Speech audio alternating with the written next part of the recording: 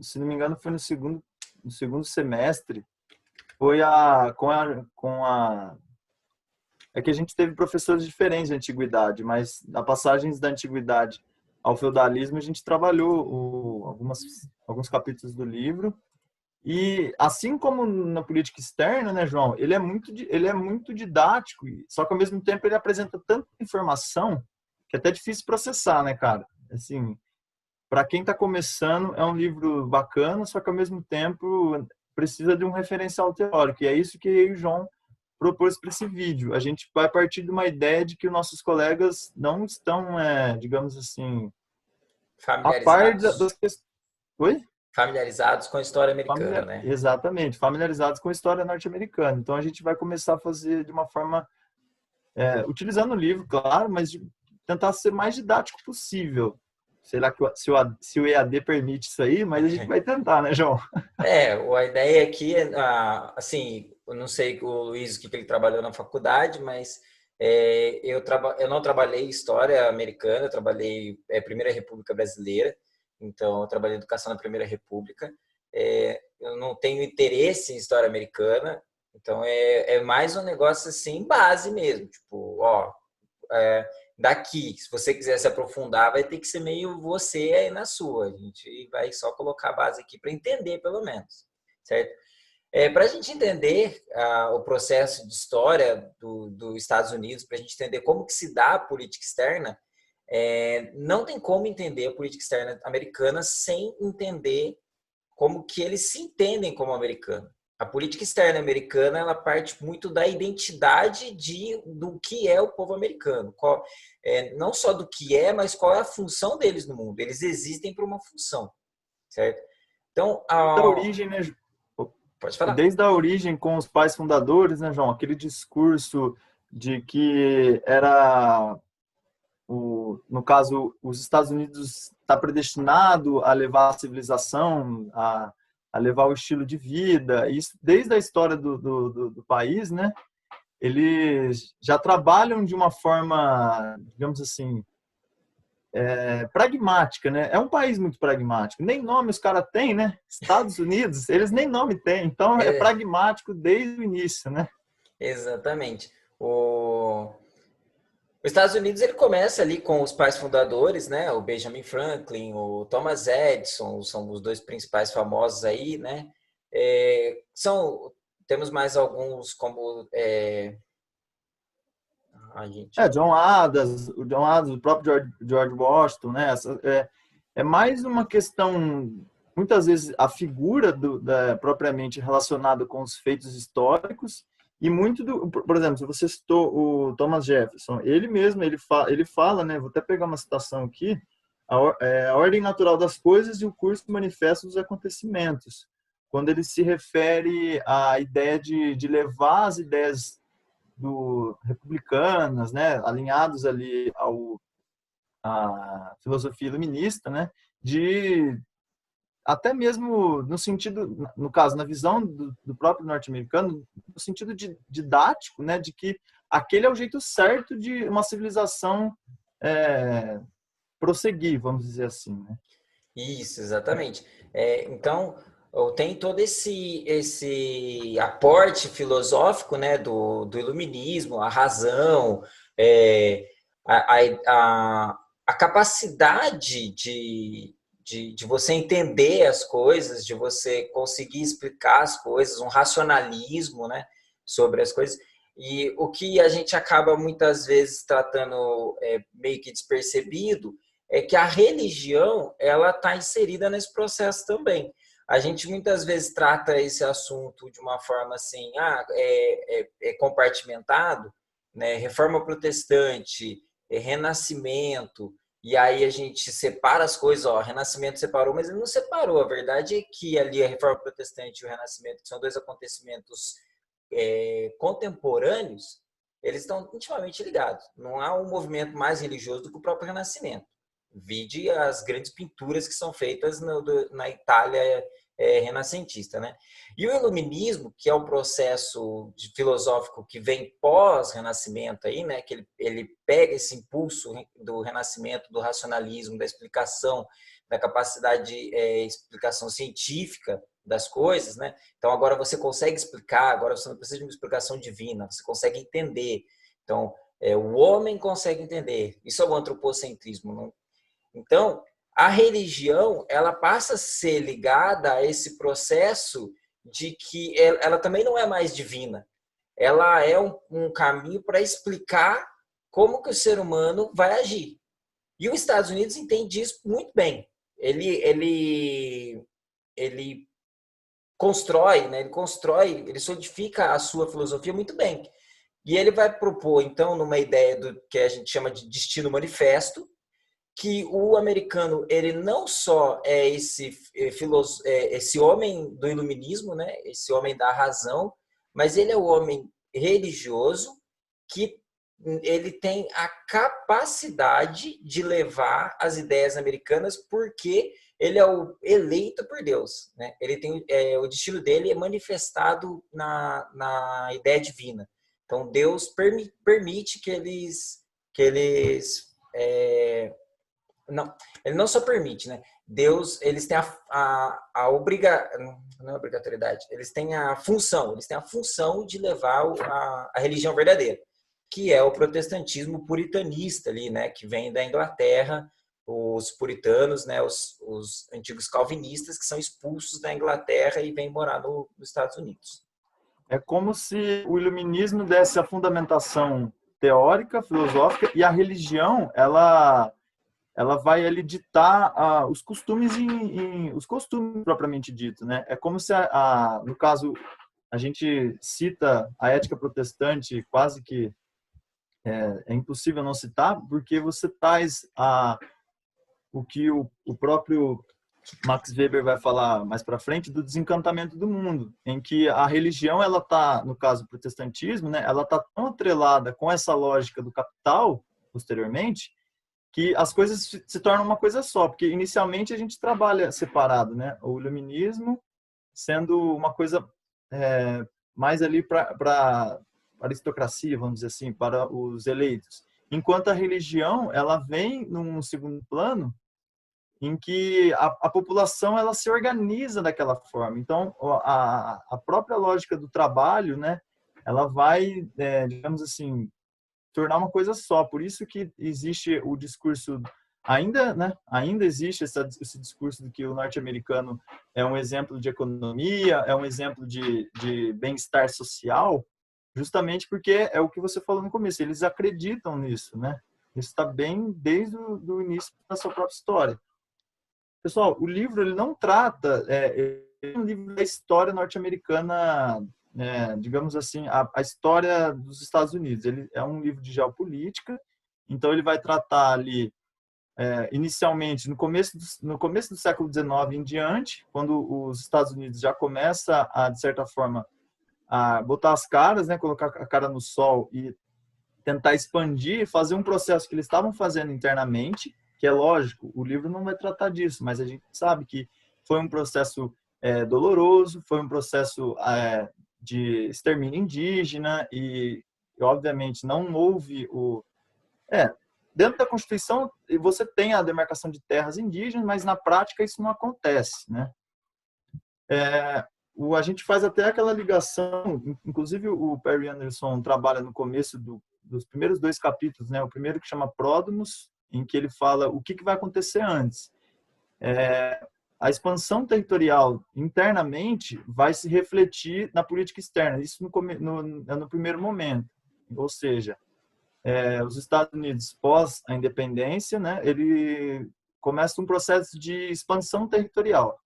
Os estados do sul, por exemplo, Louisiana e Flórida, que são uma anexação um pouco, foram comprados, né? Por exemplo, o estado de Louisiana, né? O estado de Louis, ele foi comprado por, se não me engano, 12 milhões de dólares, porque o Napoleão, naquele período, estava precisando de dinheiro para manter o seu grande exército. E o estado da Flórida foi comprado pela Espanha, isso no começo do século XIX, pessoal, entre 1810 e 1815, mais ou menos, só para a gente começar.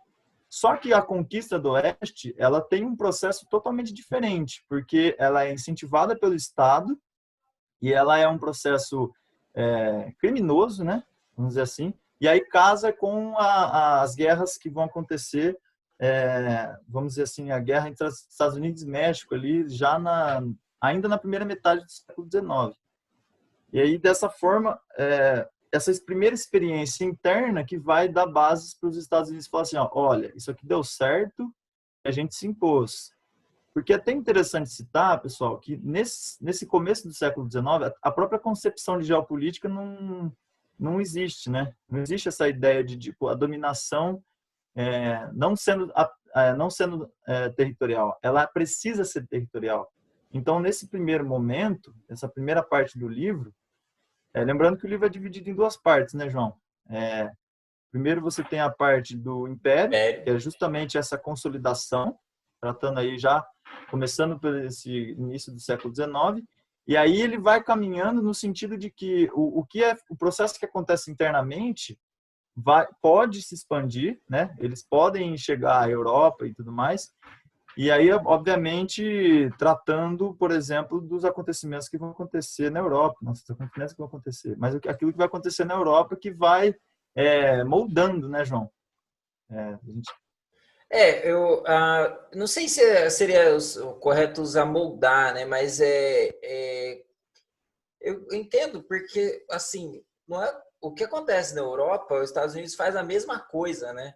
Em Exatamente. América, na América, né? E o que é algo muito interessante, né? Outra política externa dos Estados Unidos que a gente pode destacar aí, que é a doutrina Monroe, né? Aonde ela é conhecida muito como América para os americanos, e em que os Estados Unidos ele simplesmente fala para a Europa, ó, vocês resolvem na Europa, que na América quem resolve sou eu, né? Então, tipo, e é algo que eu não sei, como historiador, não sei nem se seria certo dizer isso, mas é algo que dá muito certo para os Estados Unidos. Por quê? Porque o Napoleão, ele está na Europa brigando com a Inglaterra, ele está na Europa brigando com o Império Russo, está ali avançando sobre Portugal, né? Enquanto os Estados Unidos, ele está com a América inteira para ele. Porque ele não vai ter resistência mais da Inglaterra, ele não vai ter resistência da França, porque os dois estão em guerras ali no Império Napoleônico. Você tem um monte de colônia espanhola que vai observar na experiência de independência dos Estados Unidos uma possibilidade de se tornar independentes. A gente tem a figura do Simão Bolívar aí, por exemplo. Então, dá muito certo. O fato de acontecer na Europa o processo napoleônico, né, é algo que permite que os Estados Unidos fique com a América só para ele. Então, o que o Perry Anderson diz ali, né, no livro dele, que ele vai dizer que é um país geograficamente bem colocado, né? Por quê? Porque ele está isolado por dois oceanos, o Oceano Atlântico e o Oceano Pacífico, faz com que os Estados Unidos possa se isolar, né? Então, tipo, aqui é a nossa terra, aqui a gente faz do nosso jeito, aqui é da nossa maneira. E se você para e pensa no processo religioso, né, filosófico, no teológico, acho que seria correto dizer, é muito nítido que realmente Deus preparou aquela terra para aquelas pessoas. Por quê? Eles estão isolados geograficamente. No mesmo período em que eles estão avançando territorialmente, a Europa está impedida de avançar sobre eles. Por quê? Porque ela está passando pelo processo processo napoleônico lá, né? A era napoleônica. Então, é a divina providência. É a divina providência. É assim, faz que vai dar certo. Por quê? Porque Deus está do nosso lado. Ainda que seja para matar indígena, ainda que seja para roubar terras indígenas, ainda que seja para explorar a terra, mas Deus está ao nosso lado.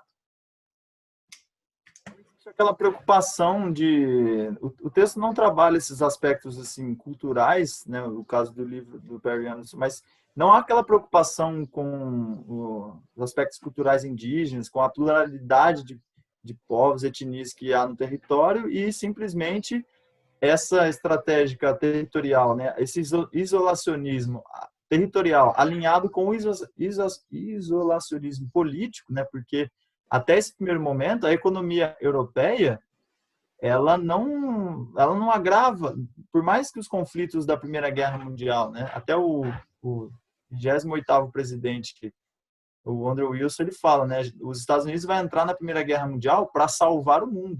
Ele usa justamente esse termo, porque a economia europeia ela não interfere drasticamente na economia norte-americana nesse primeiro momento. Então, né, o João até vai explicar um pouco mais detalhado nessa questão da entrada dos Estados Unidos na Primeira Guerra Mundial, que o Perry Anderson, ele é até um pouco irônico, né, João, nessa questão do porquê que os Estados Unidos entram no conflito, né? Não tinha, Ele não tem digamos assim, não tinha motivo, relação né? nenhuma. Ele não tem por que entrar. Economicamente falando, a explicação mais comum que se dá para os Estados Unidos entrar na Primeira Guerra Mundial é que eles teriam que garantir as finanças dele. Então, a Inglaterra não pode perder a guerra porque os Estados Unidos prestou dinheiro para a Inglaterra, né? E se a Inglaterra perder a guerra, ela pode dar o calote nos Estados Unidos. Então há uma preocupação. Só que a Inglaterra, ela é a maior potência econômica do mundo ainda. Ela não à toa que quando o Neville Stewart, não sei, o primeiro-ministro britânico anterior ao Churchill, quando ele assume o poder do Parlamento Britânico antes da Segunda Guerra Mundial, a Inglaterra volta a ser uma potência. Os Estados Unidos ele não é uma potência, ele não se torna uma potência mundial após a Primeira Guerra Mundial. Ele se torna uma grande potência econômica, ele está presente agora ele dita questões, não à toa que tem a crise de 29, né, a Bolsa de Valores e tal, mas quem sofre mais com a crise de 29? Quem sofre mais com a crise de 29 são os países da América. Os da Europa sofrem, mas como que eles reagem? Eles reagem se industrializando. Eles reagem montando uma nova economia. Em países como a Alemanha e a Itália, cresce o nazifascismo. Mas se você pega, por exemplo, países como a França e como a Inglaterra, você tem o governo de coalizão inglês, que é o Partido Trabalhista e o Partido dos Conservadores, né, a Câmara dos Lordes, que eles entram num governo de coalizão para evitar que a Inglaterra sofra com as questões da crise de 29, e na França é eleita a Frente Popular. O que é a Frente Popular? A Frente Popular é um governo de esquerda. Numa França que você tem o movimento fascista, que é a Cruz de Fogo, né, e que ele não consegue chegar ao poder. Então, são países que eles não estão ainda dependentes dos Estados Unidos.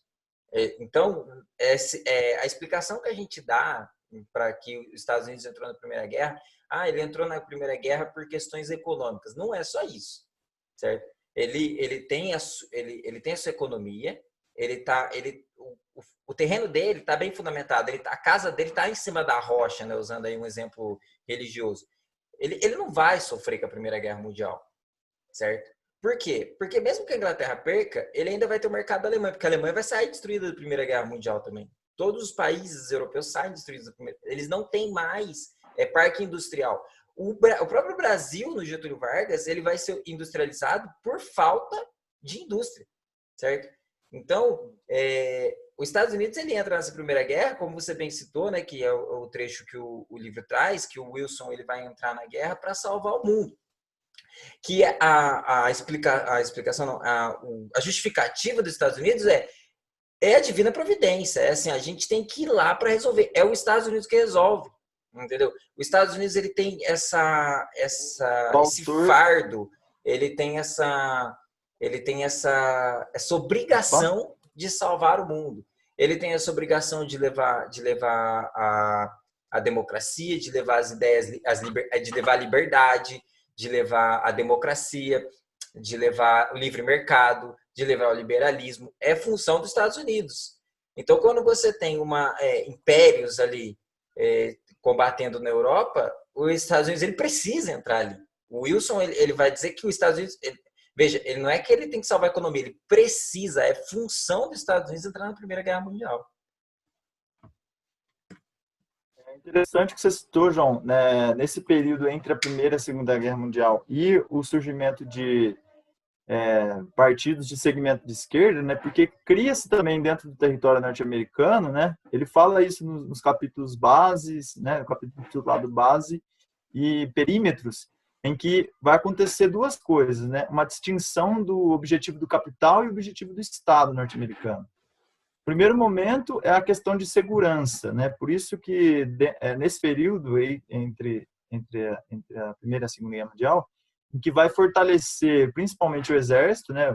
Vão ter investimentos nunca antes vistos na marinha e tudo mais, e justamente para depois os Estados Unidos, né, nesse período da reconstrução, e que vai depois eclodir a Segunda Guerra Mundial, desse medo da Europa continuar sendo o polo industrial, econômico, né, a referência econômica mundial. Então, há esse medo dos Estados Unidos apesar de ter mostrado, minha superioridade do exército na primeira, apesar de toda essa demonstração de poder, ainda há esse medo, né, dos Estados Unidos, muito por conta também da crise de 29, que mostra para o mundo uma estabilidade econômica, né? Mas justamente para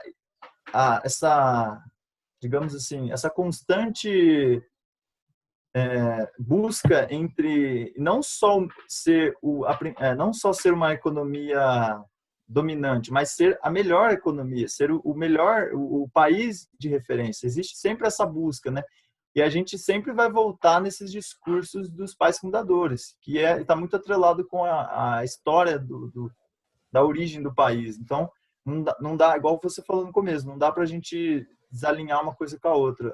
Os discursos são muito Exatamente. contínuos, né? Na Primeira Guerra Mundial surge ali no pós Primeira Guerra Mundial surge o American Way Life, né? O modo de vida americano, que vai ganhar muita força no pós Segunda Guerra Mundial e que tem muito dessa carga nele, né? E nota, veja bem, quando a gente estuda história econômica e a gente percebe as fundações do capitalismo, quando, por exemplo, o Adam Smith, né, ele é um escritor inglês, e o Marx, quando ele vai analisar também, ele vai escrever a obra do Capital, ele estuda ali os processos de produção em inglês também. O Frederick Engels, ele é inglês. Então, a gente tem uma ideia teórica do capitalismo que, historicamente, vem da Inglaterra, mas que, culturalmente, quem está estampado ali é os Estados Unidos. Quem é a figura do capitalismo? O que alguns anos atrás, né, o que era fazer América, né? Era, sei lá, nos Estados Unidos ganhar dinheiro, porque era a terra das oportunidades, entendeu?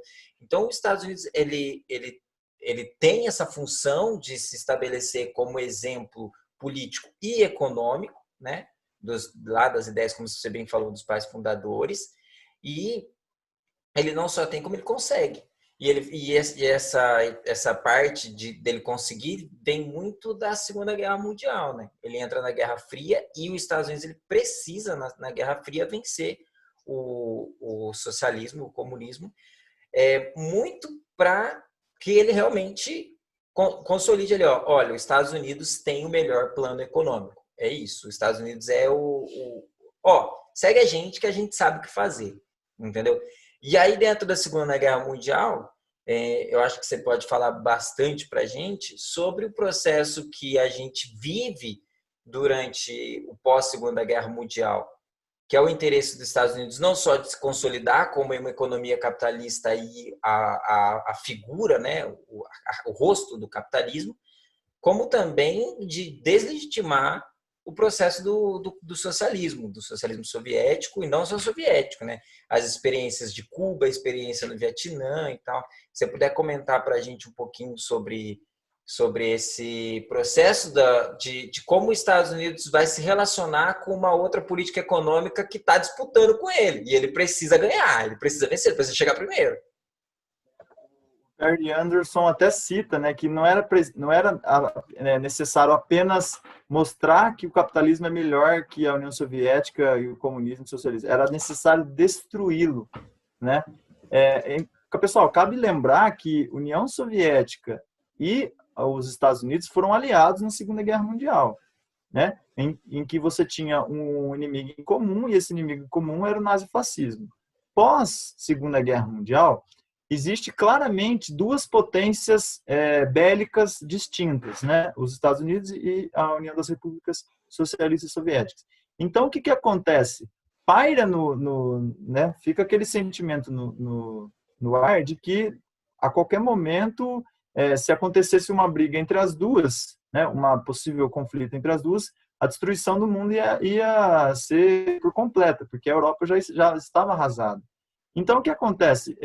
Existe uma aproximação de fato, né? A gente pode citar as conferências de Alta, Potsdam, Bretton Woods, em que vão estabelecer, por exemplo, perímetros, né? Como o próprio capítulo do Perry Anderson fala, né? Vamos estabelecer perímetros, ó, áreas de influência aqui, áreas de influência ali, e você tem um exemplo nítido que é a própria Alemanha, né, João? Que é dividida em 4 territórios, sendo um terço da União Soviética. Então, o que acontece? Nesse período da Guerra Fria, que talvez é a parte que o livro vai se estender mais, né, que é o período da Guerra Fria, até porque, de ser um período longo na história moderna mundial, ele vai trabalhar o que os Estados Unidos vai fazer nesse primeiro momento. Você já tem a Guerra da Coreia. Então, já logo no início, nos anos 50, uma demonstração de influência, como a própria geografia, a geopolítica pode ser definida, né? Um poder que um país exerce sobre o outro. Então, o que vai acontecer? Nesse conflito da Guerra das Coreias, você tem ali uma demonstração de poder e influência dos dois lados. Só que o que acontece? Os Estados Unidos ele tem do seu lado como instrumento a OTAN, que é o exército da ONU, a recém-criada ONU. Então, até o João, a gente podia desenvolver essa ideia de como que os Estados Unidos utiliza a ONU para legitimar, não só no período da Guerra Fria, mas posteriormente, as invasões e as interferências econômicas em diversos países, sendo, né, países da Ásia, do Oriente Médio, por exemplo. Vamos só estender esse período da Guerra Fria, que acho que é o que o livro mais vai falar ali, né, para chegar nessa segunda parte, né, João? Você pode, no caso ali, nossa, desculpa, galera, me perdi aqui nos textos, mas a gente tem o Plano SALT, né, numa tentativa dos Estados Unidos de blindar a própria economia deles, né, no sentido de que a nossa principal indústria nesse momento é a indústria bélica e existe um compromisso de defender os países aliados ao livre mercado, né, do comunismo. Então, no primeiro momento, existe uma aproximação e as definições de área de influência, mas a partir do momento que existe uma ameaça, né, João? Existe uma ameaça ao livre mercado, né? Os Estados Unidos, alinhado com a ONU, alinhado com esse discurso humanista de pacificação e de trazer as liberdades individuais aos demais países, acontece também uma propaganda de que a União Soviética era aquilo que eles também faziam, né? Era de opressão e de invasão, e dos dois lados você tem esse joguete político, né, João? Propaganda, né? A propaganda vai ser o principal ponto aí, né? Como o Brasil ele é muito próximo dos Estados Unidos, né? Desde a política da boa vizinhança, o Good Neighbor Policy do Roosevelt, né? O Brasil se aproximou muito. Então, tanto questões culturais do Brasil, como a aquarela, a era do rádio e tal. Então, o que chegou muito no Brasil no pós-Segunda Guerra Mundial foi muito propaganda anticomunista, né? Antissocialista. Mas na Rússia, na União Soviética, essa propaganda anticapitalista ela também existe. Ela também é presente. Então, a União Soviética são dois países que estão fazendo a mesma coisa, certo? São dois países que querem se consolidar como economia. A maior questão aqui é que os Estados Unidos ele pratica na sua política externa algo que ele não pratica na sua política interna. Então, se a gente parar para pensar em anos 60, pós-Segunda Guerra Mundial, onde os Estados Unidos ele fala que o capitalismo é liberdade, que o capitalismo é a capacidade do ser humano de alcançar a liberdade e os ideais iluministas, né? A igualdade, a liberdade, né? Num sentimento fraterno, no sentimento de livre comércio, onde as pessoas podem comprar, vender sem... certo? Essa ideia de capitalismo. Nesse mesmo período dos anos 60, os Estados Unidos está vivendo um movimento cultural de contracultura, onde a população dentro dos Estados Unidos é contra as políticas externas. Então, é um país que faz a sua política externa de uma maneira e a sua população meio que está aquém. Perry Anderson ele fala disso, né? Que há uma preocupação dos Estados Unidos em criar uma elite intelectual, uma elite burocrática para pensar a política externa americana. Por quê? Porque essa política externa americana ela tem que ser dissociada do que os Estados Unidos faz dentro do território dele. Então, para vocês é livre mercado, para mim é protecionismo. Então, eu posso vender onde eu quiser, mas você não pode vender o que você quer aqui. Eu posso pegar petróleo onde eu quiser, mas você não pode pegar petróleo aqui. Entendeu? Então, questões sociais, cara, os anos 60, você tem a luta dos direitos civis dos negros dentro dos Estados Unidos, enquanto os Estados Unidos está para fora lutando pela liberdade. Tem um vídeo do Muhammad Ali em que ele fala que ele lutou contra comunistas, venceu os comunistas no boxe, né? Mas ele não é reconhecido dentro do seu próprio país. Ele é um negro que não é reconhecido no seu próprio país. Então, a luta da política externa, a luta de se estabelecer como uma nação e como a nação, o arauto, né, do capitalismo, não é presente no seu território. Então, como você estava falando, ele critica coisas que ele mesmo faz. Então, não faz muito sentido. Mas por que ele faz isso? Porque a política externa dele foi fundamentada muito na questão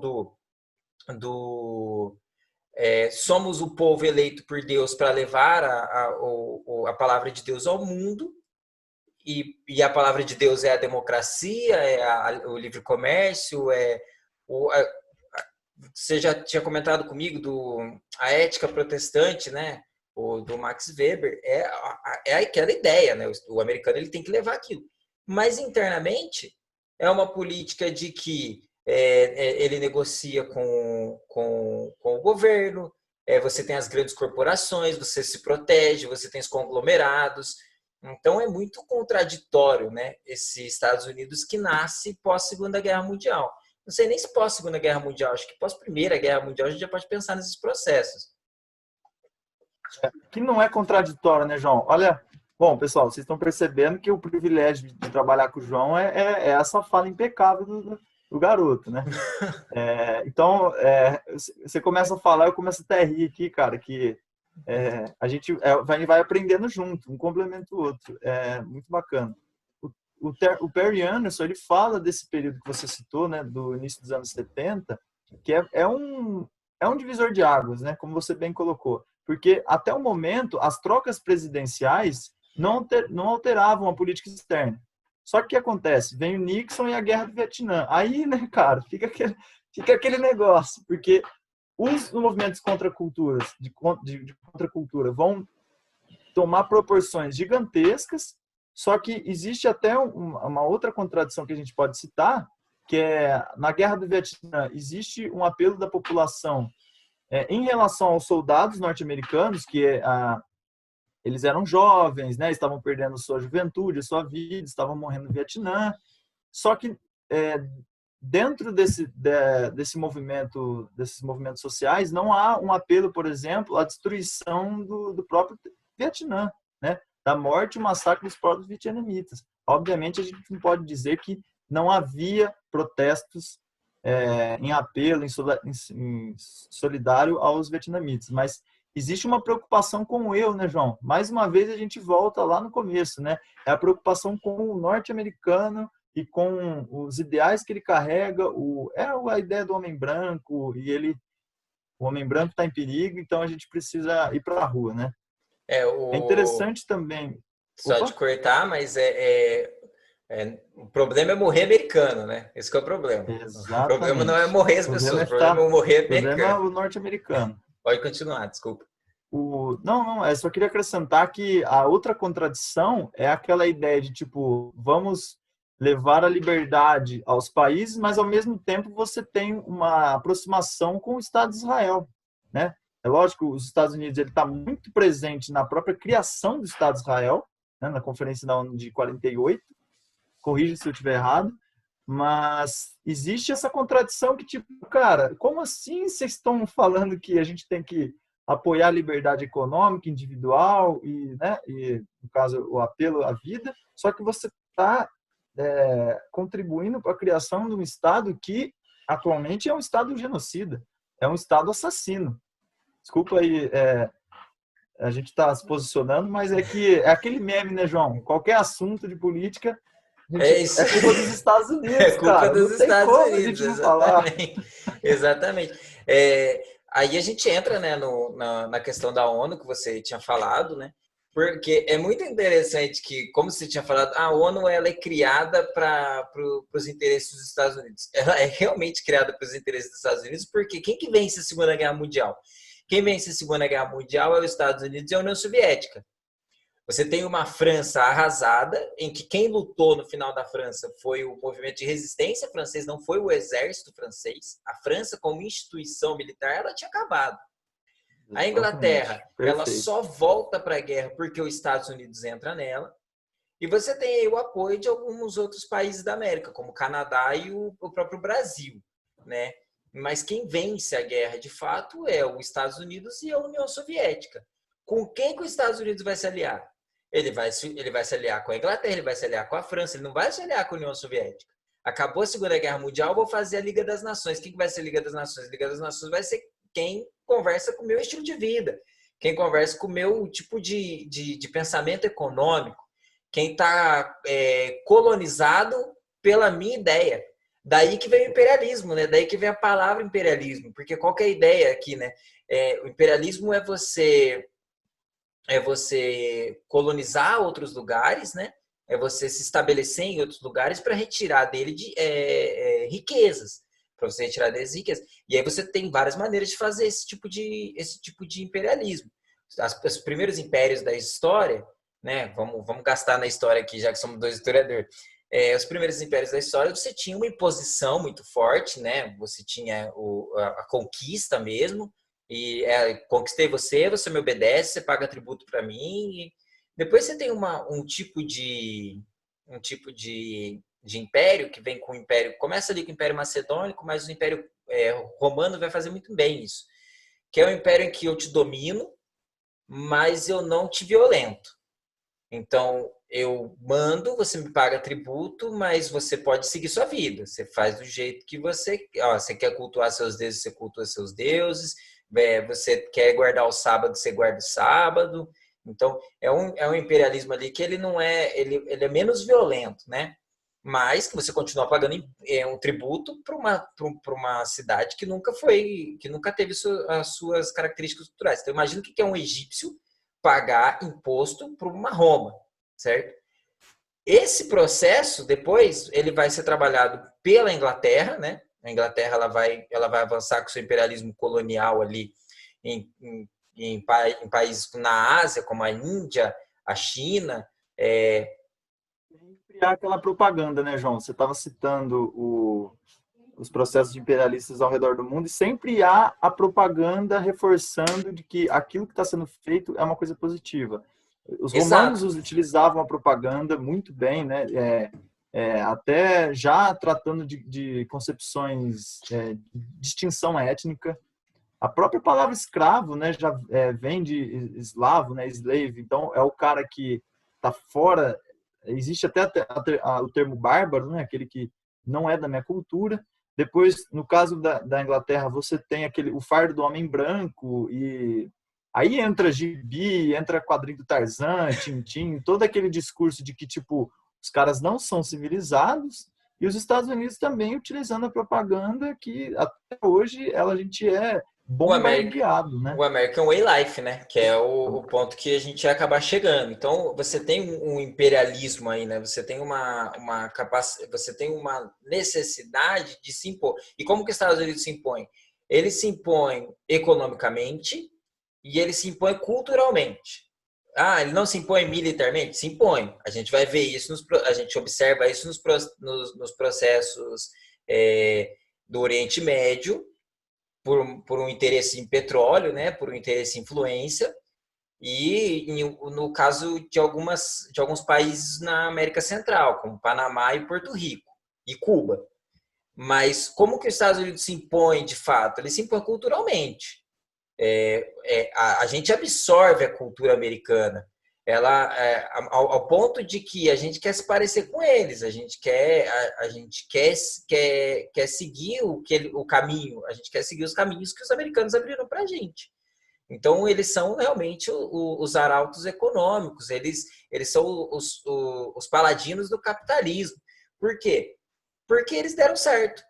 Eles nunca perderam uma guerra, eles nunca foram atacados dentro do próprio território, eles foram a primeira república, eles foram o primeiro país a se tornar independente das potências europeias, eles venceram a Primeira Guerra Mundial, eles venceram a Segunda Guerra Mundial, eles salvaram a Inglaterra, eles salvaram a França, eles libertaram a Europa, né? Se você pega alguns filmes de propaganda americana da guerra, né? É sutil, mas você consegue observar que a ideia dos americanos é que eles vão libertar a Europa, certo? Eles vão libertar a Europa de quem? Dos europeus? Como assim? Não faz sentido, certo? Então, só para terminar, não, perdão.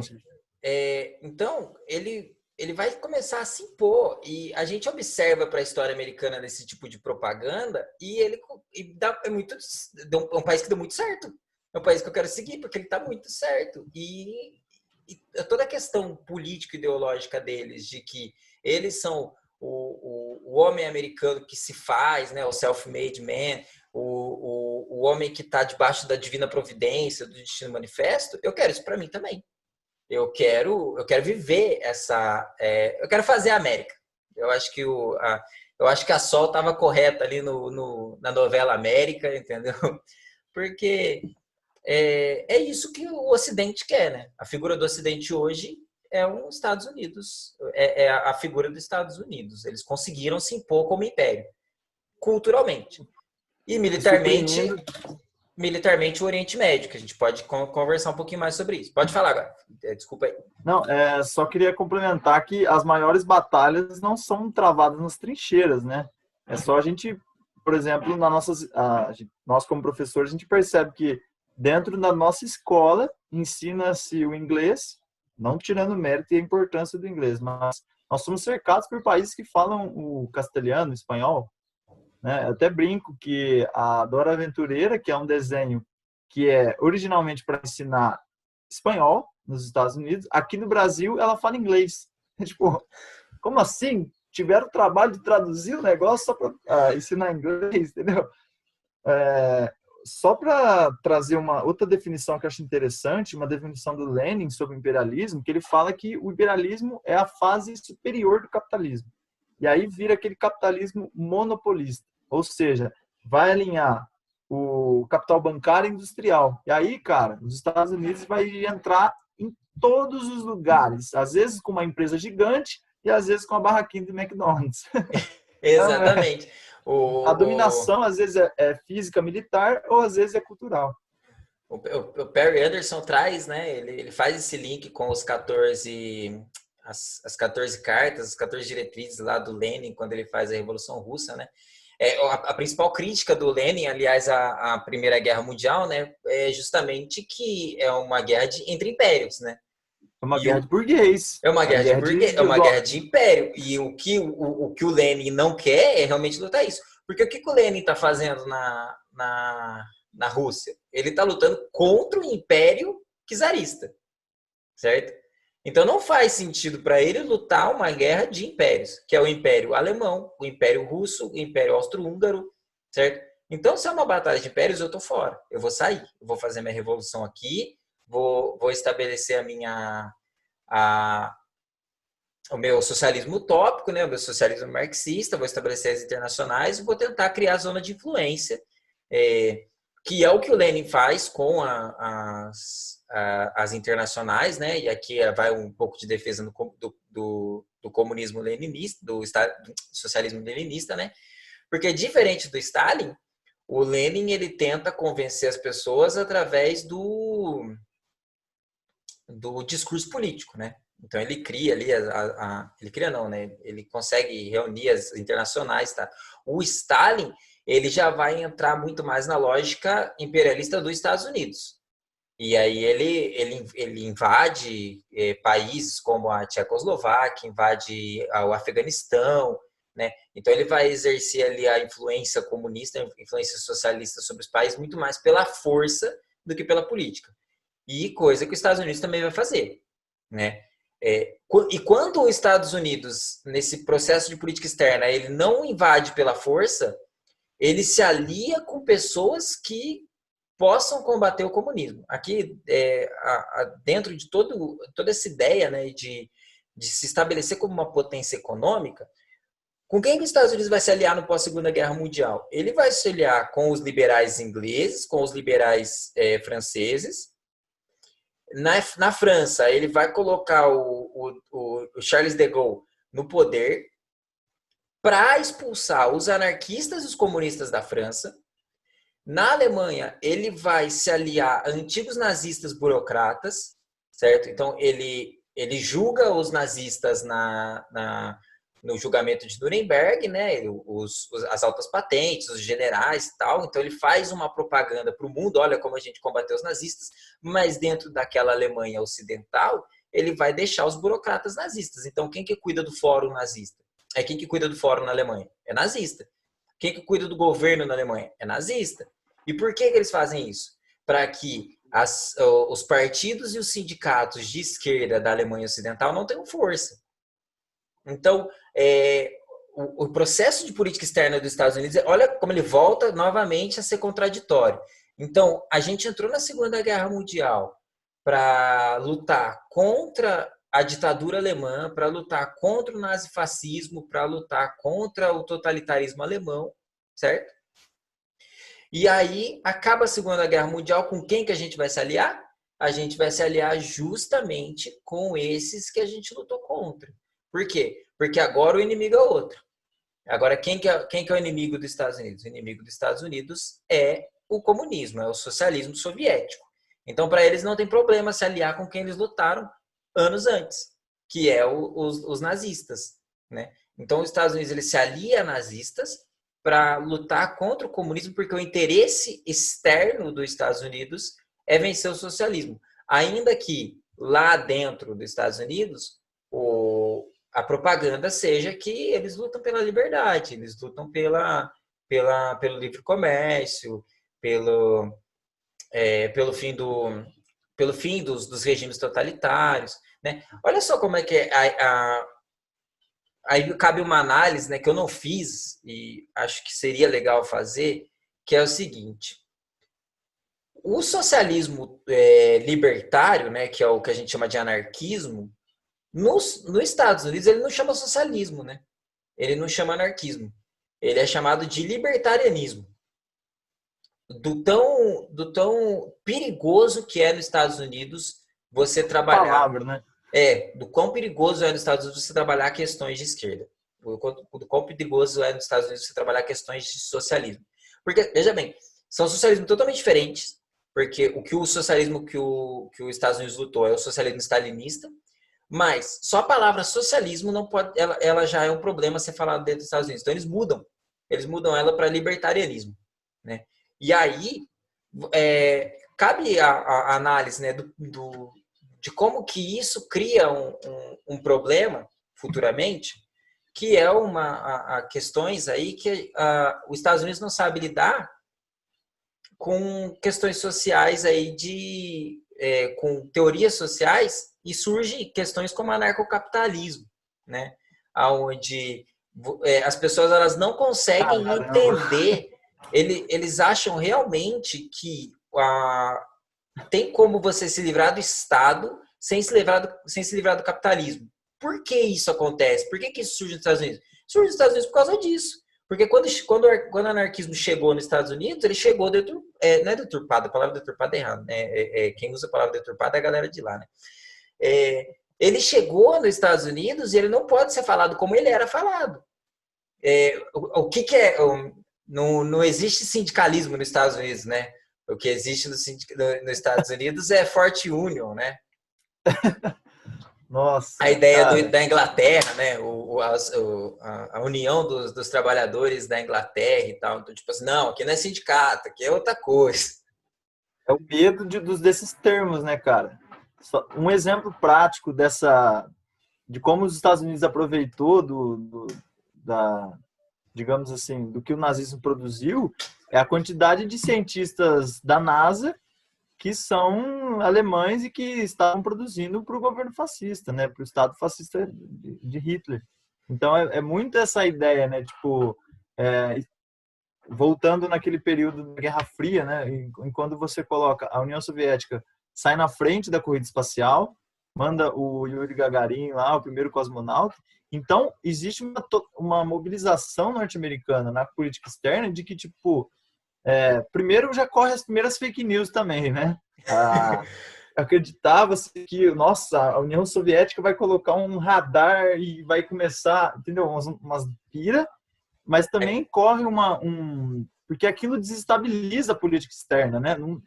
Não tem a corrida para a Lua, por exemplo, é uma tentativa dos Estados Unidos falar assim, nossa, a gente precisa chegar lá, a gente precisa mostrar para os caras para o mundo, né? E provar para a União Soviética que nós somos melhor. E é interessante que você falou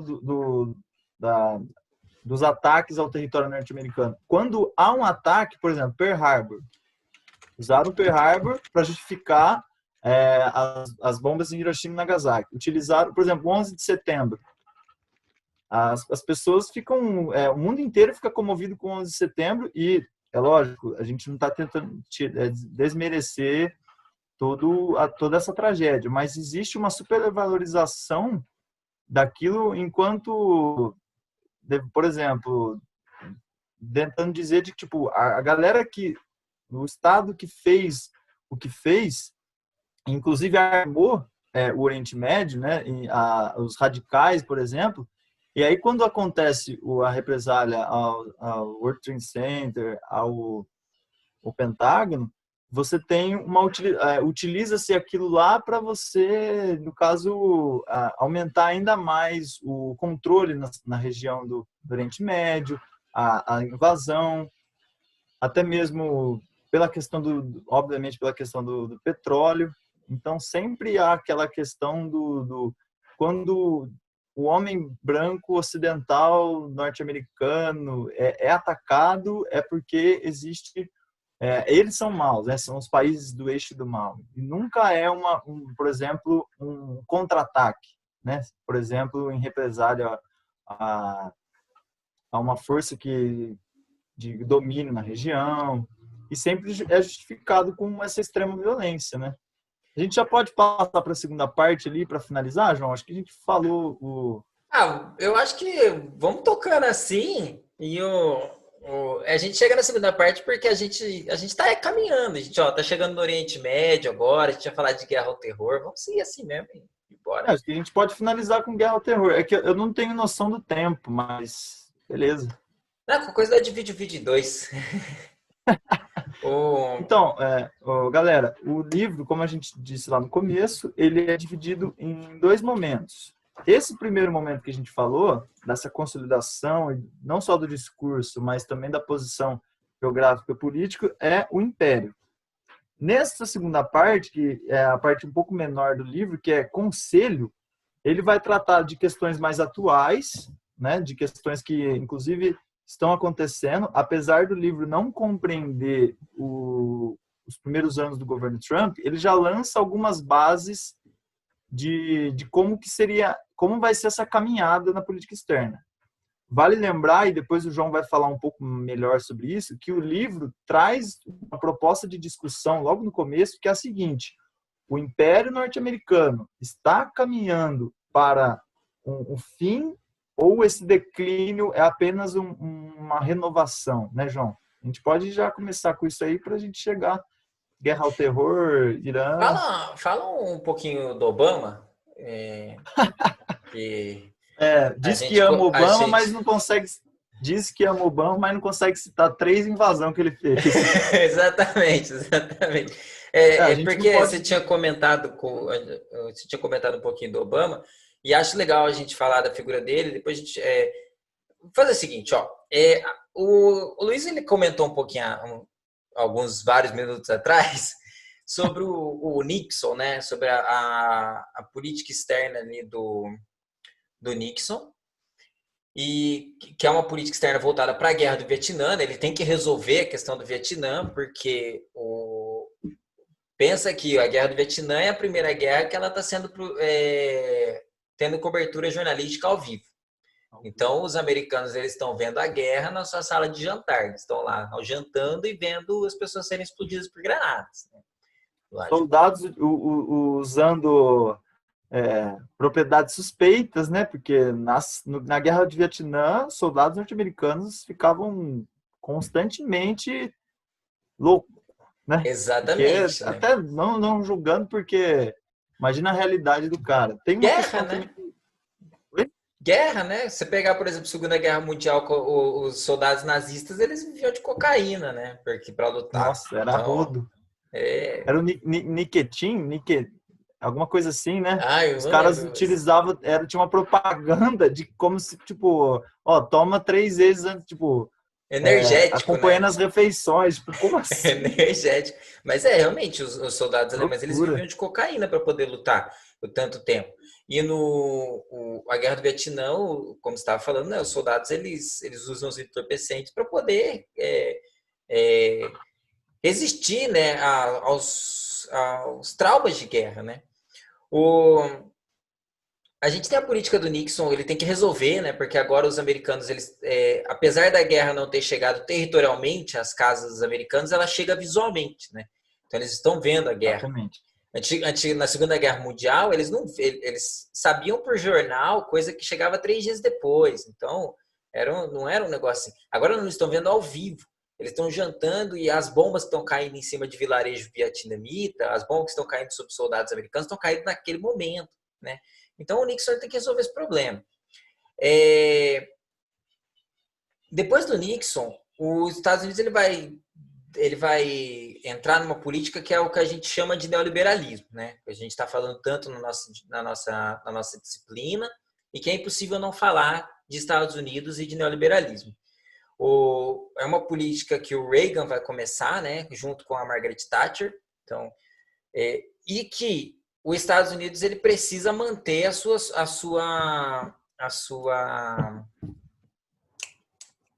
Hegemonia. a sua hegemonia econômica, exatamente, a sua hegemonia econômica. Então começa-se aí então o processo de neoliberalismo, né? Que é o que talvez o que o Lenin não teria visto no que ele falou do processo de que o imperialismo é o ápice do capitalismo, né? Mas de que agora o ápice do capitalismo é o neoliberalismo, né? Que é a ideia que vem com o Reagan e que ele vai usar da política externa americana para estabelecer essas ideias. E é aí que surge os apoios às ditaduras na América Latina, né?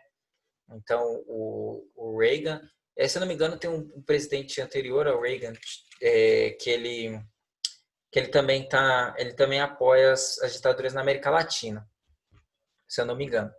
Mas você tem uma influência dos Estados Unidos, né? Você tem uma influência aí em termos de Brasil, né? Você tem a Operação Brother Sun, que é o que os Estados Unidos envia, ele envia 2 porta-aviões para a costa brasileira para auxiliar no golpe militar, certo? Você tem a entrada de tropas americanas no Chile para auxiliar os chilenos na captura do Allende, certo? Do Salvador Allende. As ditaduras militares na Argentina e no Uruguai, né? E aí você tem a invasão do Panamá, né? Que aí a invasão do Panamá é um pouquinho mais perigosa, a gente pode dizer, porque não sei nem se seria mais perigosa. Ela é os Estados Unidos, né? É direta, né, João? Porque ali não é uma influência dos Estados Unidos para que os panamenhos tirem o presidente do poder. Não. Os Estados Unidos entra no Panamá, mata 500 civis no Panamá e tira o presidente em exercício. Então, não é o povo panamenho que fez a ditadura. Os Estados Unidos foi lá e tirou um cara que eles achavam que era ditador, certo? Então, E aí a gente volta na discussão da ONU, né, João? Onde está as instituições, né? Onde está o próprio conselho e veto? Não existe, né? Porque da América cuido eu, né? Nossa, eu exatamente, vou pôr para carregar aqui. da América cuido eu, América para os americanos. Então, tipo, tudo bem os Estados Unidos invadir o Panamá, entendeu? Tá tudo bem, não tem problema. Eles tirarem o presidente em exercício do Panamá. Gente, pode fazer a crítica que for, pode ir lá, não, mas a economia do Panamá, não, porque as questões sociais do Panamá e tal. Mas é um outro país que está tirando um presidente em exercício. Cadê a soberania nacional, né? Então, os Estados Unidos eles não respeitam a soberania nacional dos países, certo? Dentro dessa lógica do neoliberalismo do Reagan, certo? E que vai continuar com o Bush depois, né? O Bush pai, depois tem o Bush filho. O Bush pai ele vai voltar os seus olhos para o Oriente Médio, né? Para o petróleo. Aí é durante o governo do Bush pai que vai ter a guerra do Kuwait e a primeira guerra do Iraque, certo? Aí você tem o Clinton, que ele é um Obama da vida, né? Ele não deixa de ter influências militares sobre esses países, mas ele não é o Bush pai, né? Ele não invade os países, certo? Ele vai invadir o Afeganistão, se eu não me engano. Ainda é que o que acontece é um constante investimento contínuo. Isso a gente brincou com a figura do Obama, né? Ele recebeu o Prêmio Nobel da Paz em 2009.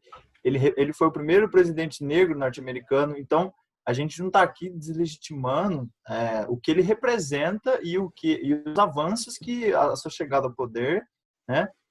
Digamos assim, a figura do presidente, mas a gente não pode deixar também de considerar que existe ainda uma manutenção das tropas no Afeganistão, né? O próprio Obama ele vai manter um investimento. O Nobel da Paz é interessante porque é quando há retirada, né? Mas ainda existe a fortalecimento de bases, né? O Oriente Médio e toda a questão da guerra, depois futuramente os conflitos na Líbia.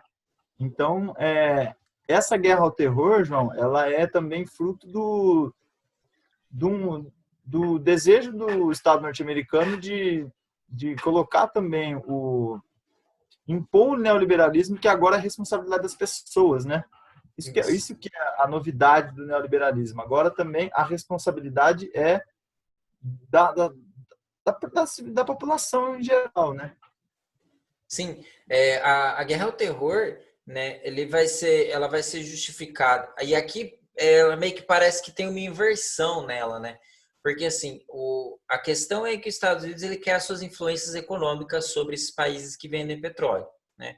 Então, Iraque, Afeganistão, Arábia Saudita, mas para a população dos Estados Unidos, então veja como que parece que há uma inversão. Durante a Primeira Guerra Mundial e durante a Segunda Guerra Mundial, a gente falou para vocês que os Estados Unidos ele não tem necessidade de entrar na guerra, mas ele entra na guerra justificando de que ele vai salvar o mundo, certo? Mas de que a política externa é dissociada da política interna, certo? Isso acontece novamente, só que agora é inverso. Então, como que os Estados Unidos justifica? Porque agora a população americana ela está tendo contato com as coisas. A partir da Guerra do Vietnã, a população americana ela meio que tem liga um negócio para a política externa. Agora, a política externa não é mais um negócio que você deixa para os burocratas, não é um negócio que você deixa para os intelectuais. A gente vota, a gente decide sobre isso, a gente coloca pessoas para escolher sobre isso. Então, os Estados Unidos precisa justificar essas invasões. E agora, esse discurso que ele usava para o mundo, de que ele tinha que levar de que ele tinha que levar as liberdades e tal, agora ele justifica para a sua população. Então, quem que ele está combatendo? Ele está combatendo os terroristas fundamentalistas religiosos. Ele está combatendo o Estado Islâmico. Ele está combatendo a Al-Qaeda. Só que toda essa galera que nos anos 60 ele financiou. Toda essa galera que nos anos 70, 60, na Guerra Fria, ele financiou contra a União Soviética. Então, ele não faz essa autocrítica, né? Ele não faz essa... Autocrítica é só na esquerda. Só. Autocrítica é só para o governo, só para os comunistas. Para o governo americano não tem esse negócio de que o Obama Bin Laden ele era aliado da família do Bush. Entendeu? Não tem esse negócio. É tipo assim, o cara virou terrorista e a gente tem que matar ele. Mas por que ele virou terrorista? O que aconteceu? Entendeu? Então nossa, olha como eles... Armas, né? Olha como eles são terroristas, eles destruíram as nossas embaixadas, mas se você vai lá e enfia 2.000 mísseis em cada país, não fala nada sobre isso, entendeu? Então, meio que se inverte. Você cria uma justificativa para a população interna, agora, uma política interna, para as invasões que você está cometendo. E aí, para você se estabelecer como império. Então, veja, os Estados Unidos, e agora eu vou meio que encerrando assim as minhas contribuições. Os Estados Unidos, ele começa na América, com a doutrina Monroe, e ele estabelece a América para os americanos. A gente aqui decide entre nós. E qualquer saidinha que algum país americano tente dar, os Estados Unidos vai lá e conserta ou dá um jeito. Que é, por exemplo, o caso de Cuba. O que ele fez? Vocês vão querer ser socialista? Então vocês não conversam. Ou vocês são vocês pensam da maneira como eu penso, ou vocês estão fora do time. Ou vocês não fazem parte da América. Olha isso. Porque quem que não pode comercializar com Cuba? Nenhum país da América. Certo? O embargo econômico é isso que os Estados Unidos faz.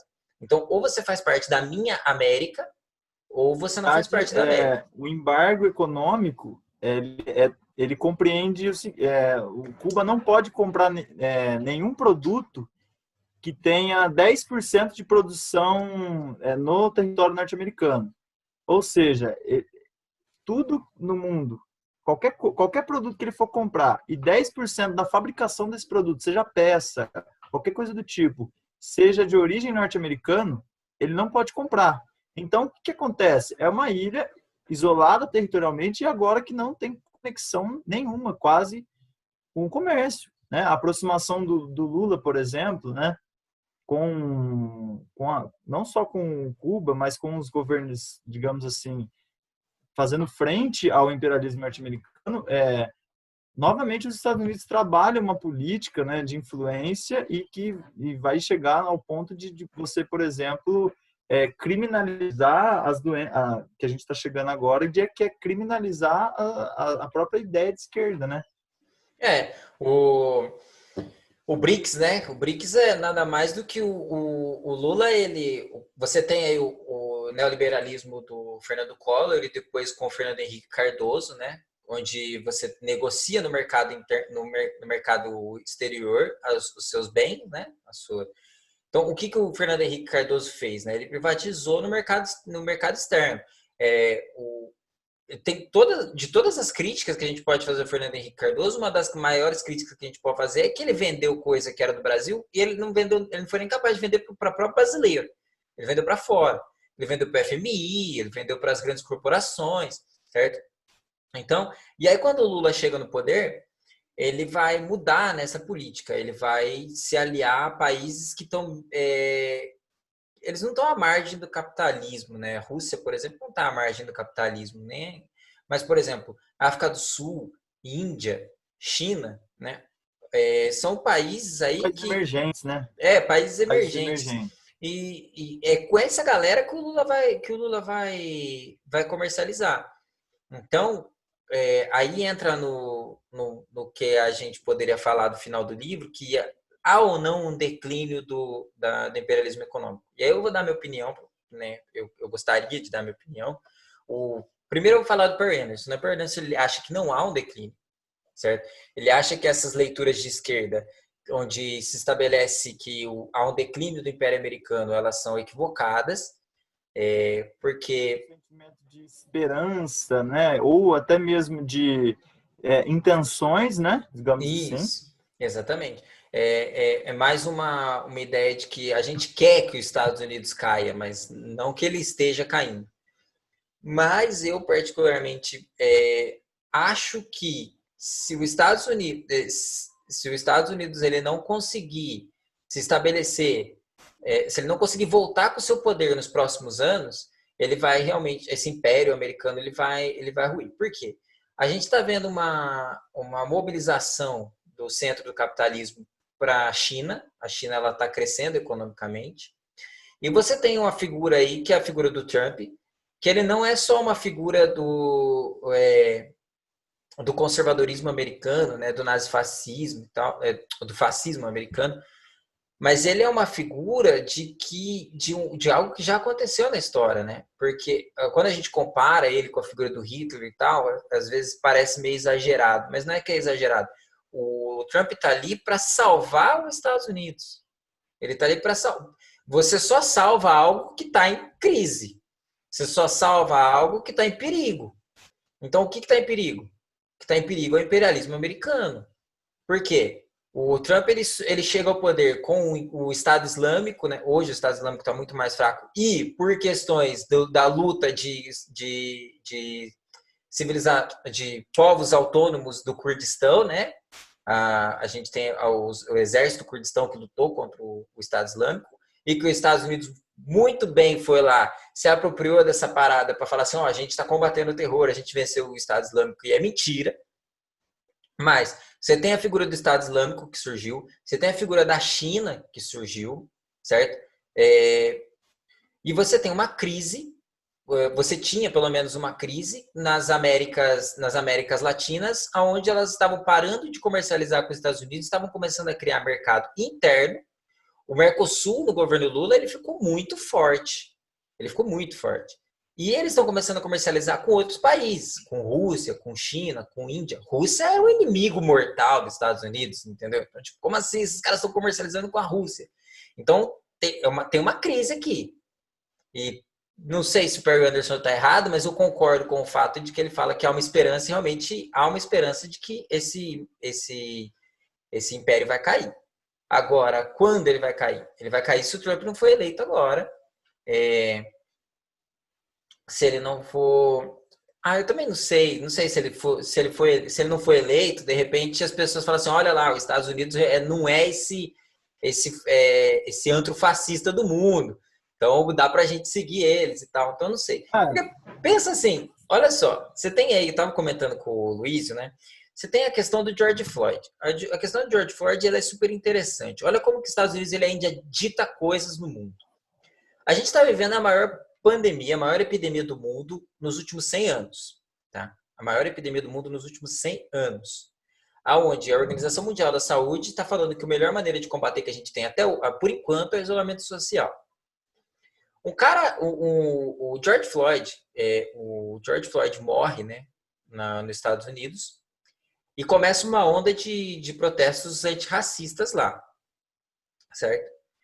Esses protestos antirracistas, eles são tão fortes que eles desencadeiam protestos antirracistas no mundo inteiro. A imagem mais icônica que a gente tem de todos os protestos em relação ao George Floyd, que é um americano, é a derrubada de um escravocrata na Inglaterra. Então, olha como que o processo da influência americana está influenciando outros países, fazendo pessoas saírem para a rua no meio de uma pandemia por algo que aconteceu nos Estados Unidos. Quando a gente olha para o Brasil, a gente tem o caso da Cláudia, que foi arrastada pelo carro da polícia. A gente tem os 111 tiros naqueles 5 jovens que foram andar de carro comemorar o salário e eles foram fuzilados por 111 tiros. Os 80 tiros no DJ, feito pelo Exército. A gente tem os 76 tiros no João. A gente tem o caso do Miguel, certo? No ano em que o ECA completa 30 anos. O caso do Miguel, que é um caso de abandono, né? De abandono da pessoa que estava cuidando, não é da mãe. A mãe estava trabalhando. O abandono é da pessoa que estava cuidando do filho, que é a patroa. Então, todos esses casos de pessoas negras no Brasil e que a gente não saiu na rua. Mas foi o George Floyd morrer nos Estados Unidos que a gente saiu na rua aqui, E as pessoas começaram a publicar foto preta no Instagram, com quadro preto, e mobilizar no Instagram, mobilizar nas redes sociais. Então, veja, nós somos o país que mais mata negros no mundo. Nós temos a polícia que mais mata os negros no mundo e a gente não consegue sair para a rua. Mas se acontece nos Estados Unidos, a gente sai. Então, eu não estou querendo aqui fazer um debate racial porque eu não tenho nem capacidade para fazer isso. Mas é muito nítido a influência cultural que os Estados Unidos têm, inclusive em debates racistas, certo? Então, como que a gente relaciona esse imperialismo americano com o mundo hoje, certo? Aí vem a figura do Bolsonaro, né? Um cara que ele tá a serviço do imperialismo americano. Ele tá a serviço. Nossa. Total, entendeu? Ele Por tá quê? lambendo as botas do Trump Porque e de... realmente, o cara, ele pega tudo aquilo que os governos Lula e Dilma fizeram de desassociar dessa economia americana e transformar. E veja, a gente pode fazer todas as críticas do mundo, porque o nosso maior problema de agronegócio aí, para quem que a gente exporta? A gente exporta para a China, entendeu? Então, não é porque a Aí gente... é Ninguém tá aquele... fazendo aqui olha só como é que os caras foram bons porque eles fizeram a gente comercializar com a China. Não. Tem questões que a gente precisa conversar. Mas falando em política externa dos Estados Unidos, influência dele, tudo que o Lula e a Dilma fizeram para se desassociar da economia norte-americana, o Bolsonaro está fazendo para voltar. E permitindo que eles entrem no país, o que é o maior problema, eu acho, né? Porque uma coisa é você comercializar com os Estados Unidos. A gente precisa, estamos no mundo globalizado. Milton Santos aí, pô. Mas outra coisa é você deixar essas potências americanas se estabelecer na Amazônia, pegar nossa água, entendeu? Base de Alcântara, né, no Maranhão, a pesquisa Exatamente. científica. É delicado, João, por conta que o próprio, né, no caso, pensa no Brasil, como você citou, não existe aquela preocupação, por exemplo, o Trump está sempre atacando o modelo chinês e, né, o que eles representam. O Bolsonaro mesmo. E aí eles não percebem que a China, ela consome muito. Ela está produzindo muito. E a economia dela, né,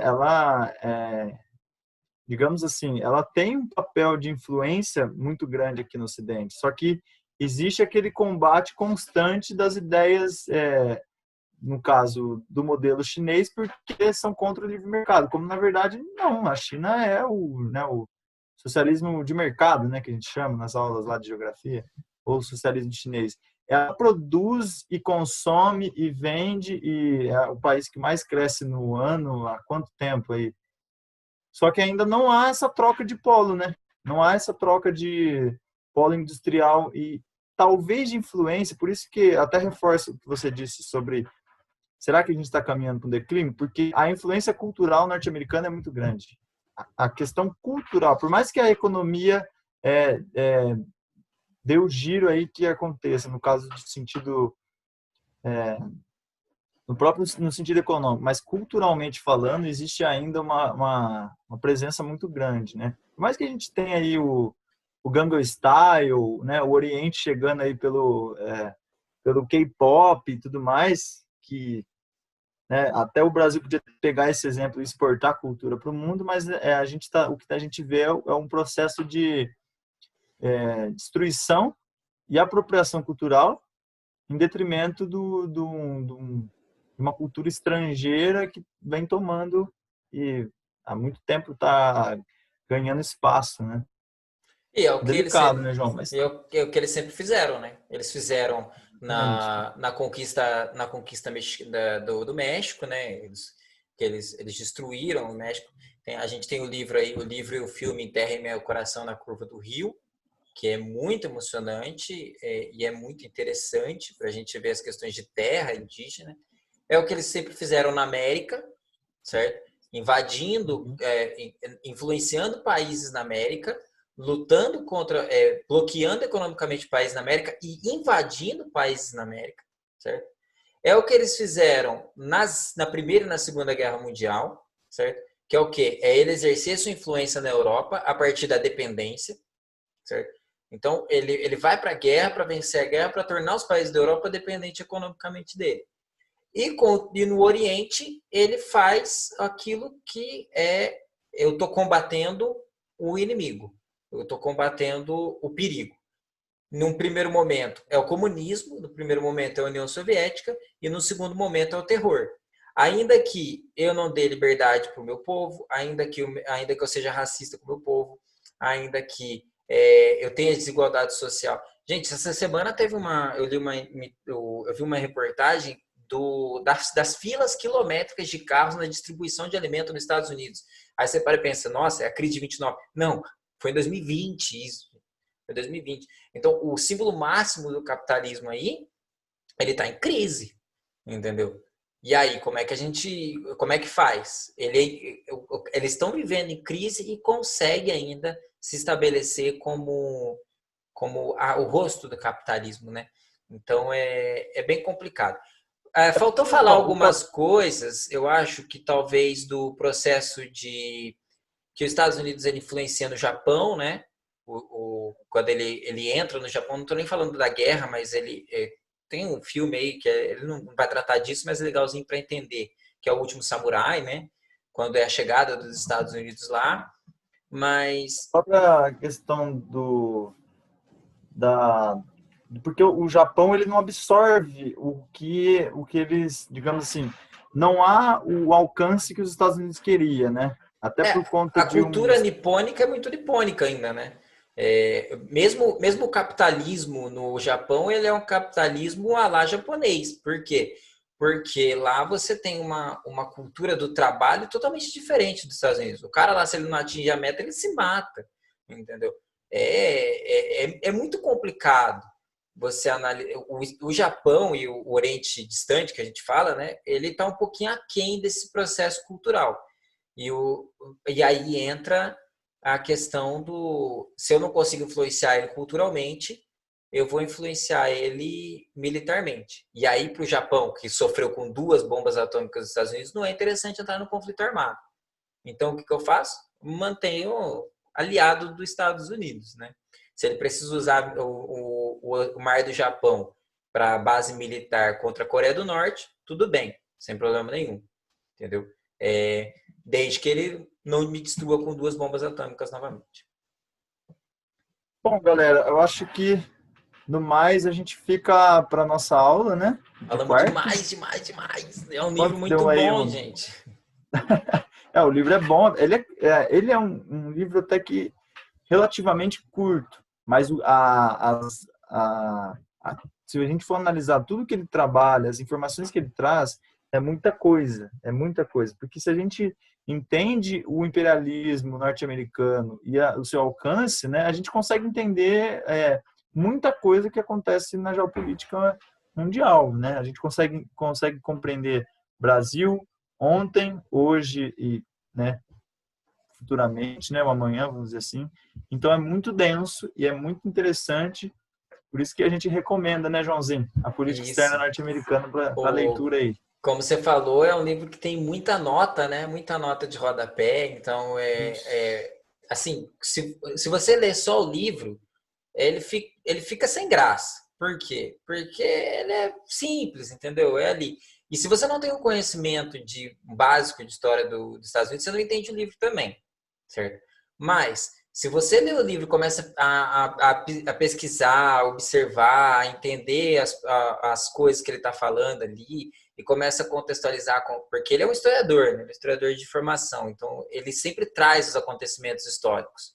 Quando e assim, não querendo fazer não querendo nos exaltar, mas como 2 historiadores, ficou um pouquinho mais fácil de fazer isso. Então ele ia falando das coisas e a gente, nossa, olha, isso aqui eu já vi, isso aqui eu já vi. Então, não é à toa que a gente falou muito, mas é um livro muito legal, um livro muito legal.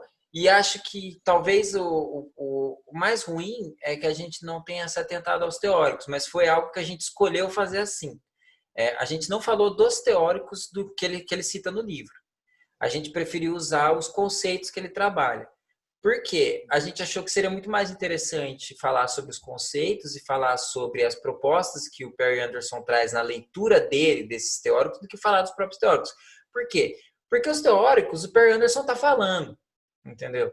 Então, se você gostou do que a gente falou, se você se interessou pelo que a gente falou, você pode pegar o livro e correr atrás. Mas que teórico que fala sobre o self-made man? que teórico que fala sobre as criações das burocracias de política externa, entendeu? E aí você vai atrás A deles. bibliografia é muito grande, né? A bibliografia é muito grande. E se a gente falasse só dos teóricos, ia ficar um negócio muito chato. Né? Tipo, fulano de tal fala isso, A ciclano gente de tal não, fala isso. até pela questão do tempo, né, João? A gente não consegue recorrer a diversas obras que ele cita, né? Até, por exemplo, existe uma historiografia, existe uma análise crítica de conjuntura norte-americana por parte da esquerda lá, muito grande. Só que ele vai pegando essas partes ao longo da história e vai construindo a obra dele. Tem uma resenha da Unicamp que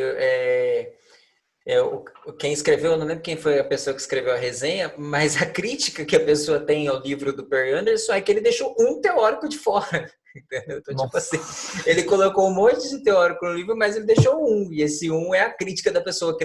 A crítica era assim: eu não entendo porque o Per Anderson não colocou o fulano de tal no livro. Então, muita gente para falar.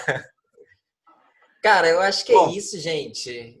Para quem assistiu até aqui, ficou bem longo, mas eu agradeço bastante e acho que a gente está na aula aí para compartilhar, ver o que os professores vão falar disso também, tá? Beleza? É isso aí, galera. Valeu e até a aula para a gente conversar um pouco mais. Abraço. Tchau, tchau.